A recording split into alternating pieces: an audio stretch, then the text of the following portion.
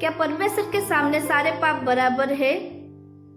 मत्ती 5 का 21 से 28 में यीशु व्यभिचार के पाप को अपने दिल में वासना करने और हत्या को अपने दिल में घृणा रखने के बराबर मानता है। यीशु जिस बात को फरीसियों को बताने की कोशिश कर रहा था वो ये थी कि पाप ही होता है, भले ही आप इसे बिना किसी वास्तविक अर्थ के साथ करने की कोशिश में ही करना क्यों ना चाहते हो। यीशु के दोनों के धार्मिक अगुवे ने ये शिक्षा दी थी कि किसी के बारे में सोचना चाहते हो तो ऐसा करना तब तक ठीक है जब तक आप इन इच्छाओं को अपने कार्य में पूरा नहीं कर लेते हैं। यीशु उन पर इस एहसास को प्राप्त करने के लिए जोर दे रहा था कि परमेश्वर एक व्यक्ति के विचारों के साथ उसके कार्यों का भी न्याय करता है। यीशु ने यह घोषणा की कि हमारे कार्य हमारे मनों में जो कुछ है उसका परिणाम होते हैं। मत्ती 12 का 34। इस तरह से हालांकि यीशु ने ये कहा कि वासना और व्यभिचार दोनों ही पाप है, तो इसका ये अर्थ नहीं था कि वो दोनों बराबर थे।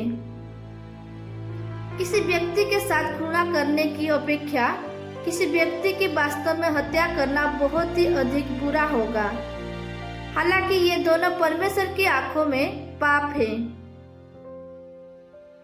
पाप के स्तर है, कुछ पाप अन्यों की अपेक्षा ज्यादा बुरे होते हैं। ठीक उसी समय अनंतकालीन परिणामों और उद्धार दोनों के संबंध में सभी पाप एक जैसे ही है। प्रत्येक पाप अनंतकालीन दोष की ओर ले चलता है। रोमियो 6 का 23।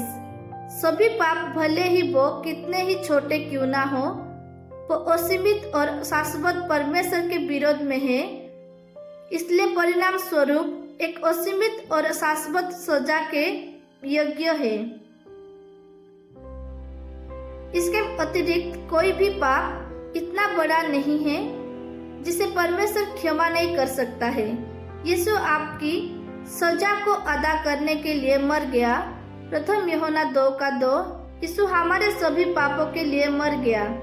द्वितीय कोरिन्थियों 5 का 21। क्या सभी पाप परमेश्वर के सामने बराबर है? हाँ और नहीं। अपनी गंभीरता में नहीं, अपनी सजा में हाँ, अपने क्षमा किए जाने में हाँ। इस वचन से परमेश्वर आपको आशीष दे। आमीन।